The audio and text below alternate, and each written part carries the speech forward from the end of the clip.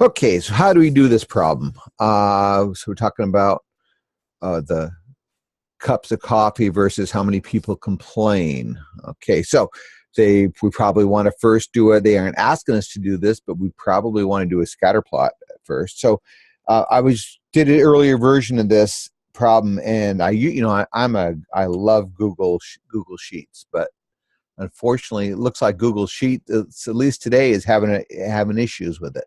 So, but I'll do this, then I'll also do one on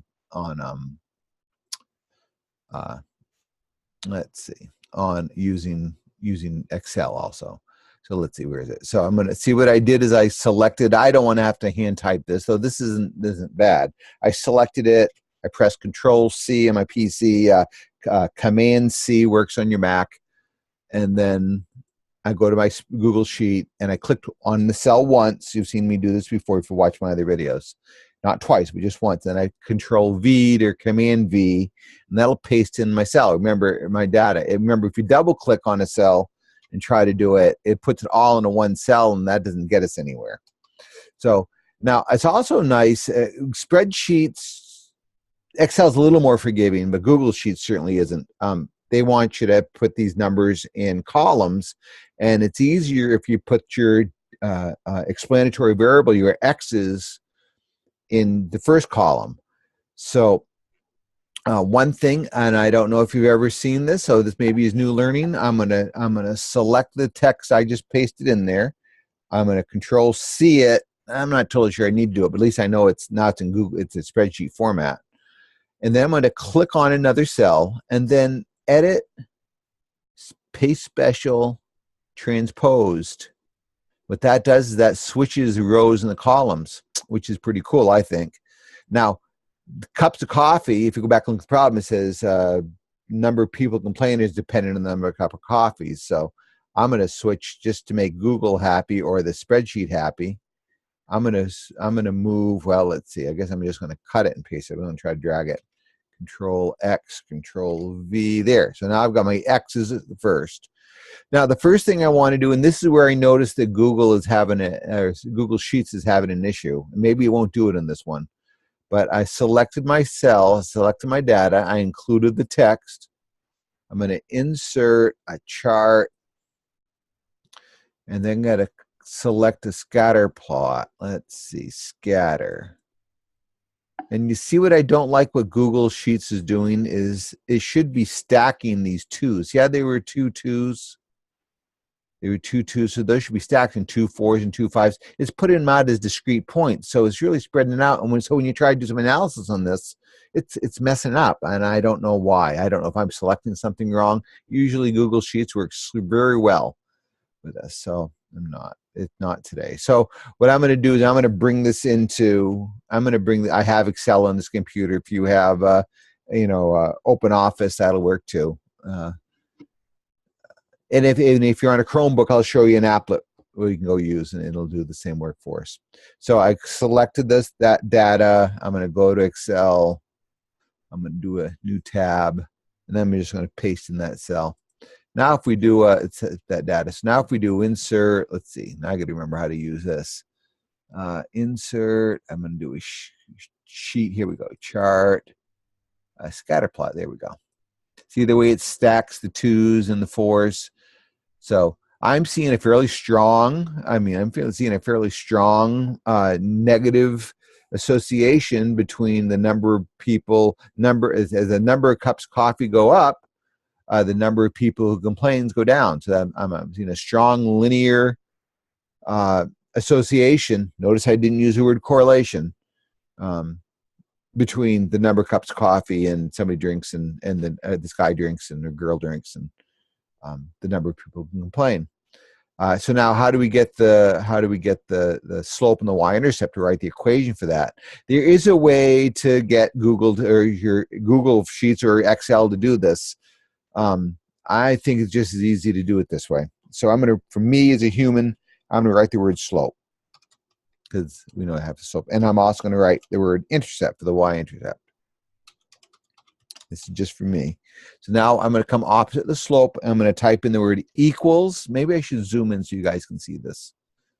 View, zoom. Oh no, let me hit. I gotta get out of the edit mode.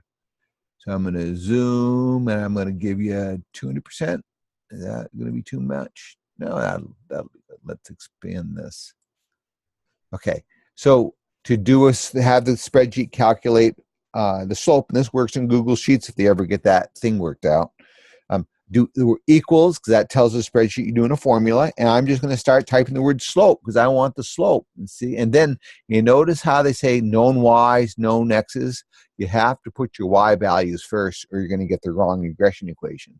You'll get a regression equation that would predict the number of cup of coffee somebody drinks based on the number of people who complain. That's not what we want. We want to be able to predict the number of people. So I selected my y's first. I put a comma. I selected my x's, and there's the slope. And then you can do the same thing with intercept. Equals, intercept, select your y's, select your x's, and there we go. So that's my equation. So I've got number of people.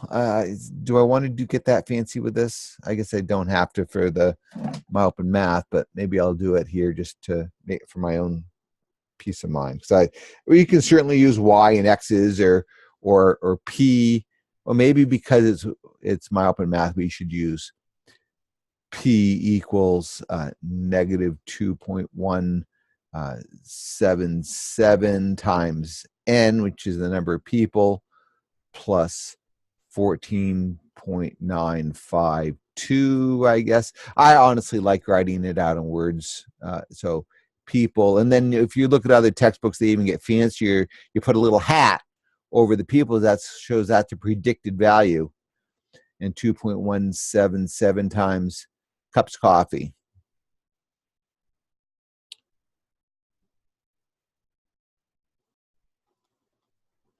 So that way, if you put in context, you know what the heck you're plugging in. 14.952. Okay, so that'd be two ways to write that regression equation. In fact, I'm probably going to show if the applet works as I remember it works, it'll use the words people and coffee. Okay, so that's my regression equation. What else did my open math want us to do?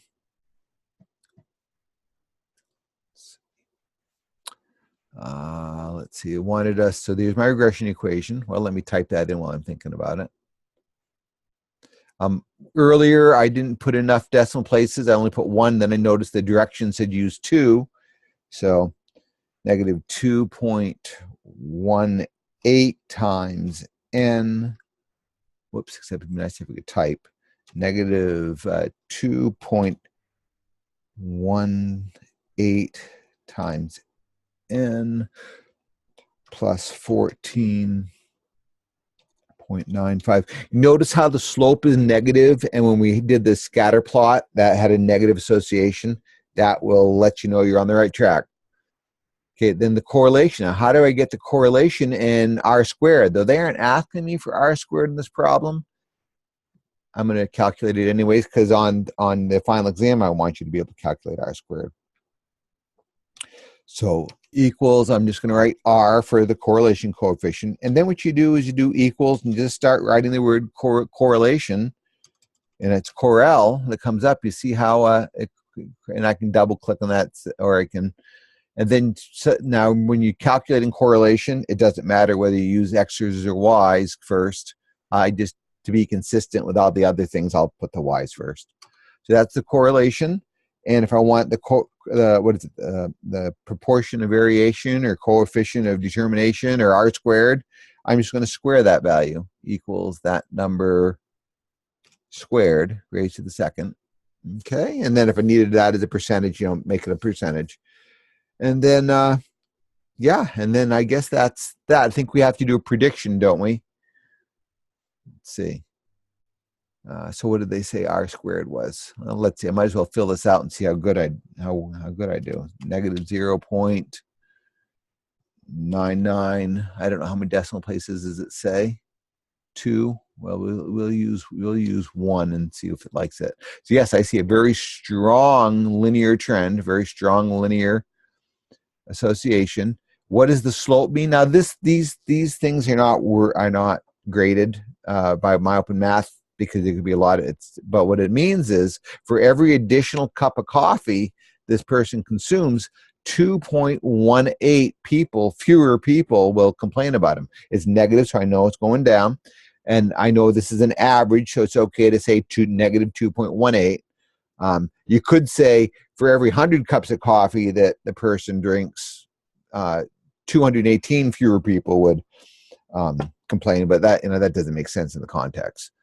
And then the meaning of the Y-intercept, well, at when he drinks 0 cups of coffee, on average 14.95 people will complain about him. And then use my model to make a prediction of 9 cups of coffee. So what I'm going to do with that one is let me come back to my work here. And that means I'm just going to replace, I've got 9 cups of coffee. See how it's kind of nice to have the words, then I know that I'm just going to replace that with 9 plus 14.952. So then if I grab my calculator, I won't show you that. And I'm just going to use order of operations. Remember, you're going to multiply before you add or subtract. So negative 2.177 times 9 plus 14.952. I'm getting,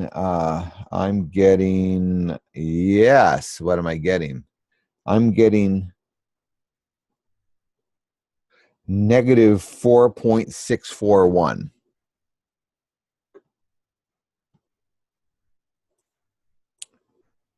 I am getting negative 4.6. How many decimal places does it tell us?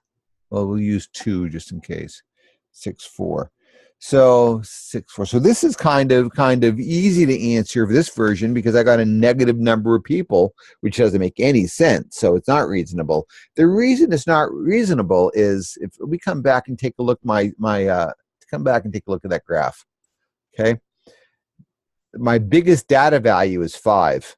9 is way out here, and of course it puts it down in the negative region, negative region for Y's, and that's an example of extrapolation. 9 is quite a bit away from all the rest of the collected data, so that's an example of extrapolation. You're using your model to make a prediction way away from known data. So it must be, because it's negative, we know that this linear trend doesn't continue. And then that's the danger with extrapolation. That's why stock market models, weather models, they don't work well. There's so much variation when you get outside of what you've got collected. So important idea, extrapolation is. So then I think that's all. I'm not going to bother typing in any of that. Let's see how I did. Let's see. Submit. Yeah, I know I left them blank. Oh, I didn't do the last question, did I? Okay, so it likes my numeric answers. The last question is, how many cups of coffee should he drink so no one will complain about his attitude? Well, isn't that 0 people? So if I come back to my equation, and I want to know, then this is just straight algebra. I want to know how many cups of coffee do I have to drink for 0 people to complain. So, and here I'll use n, just because I'm in algebra mode. So I'm going to subtract 14.952 from both sides of this equation. And then divide by negative 2.177. And notice the negatives cancel out nicely. That's a good sign. So I'm just going to divide 14.952 divided by 2.177. Notice I didn't even say anything about the negatives. They canceled. So I'm getting about 6.9 cups of coffee. Let's see if it likes it.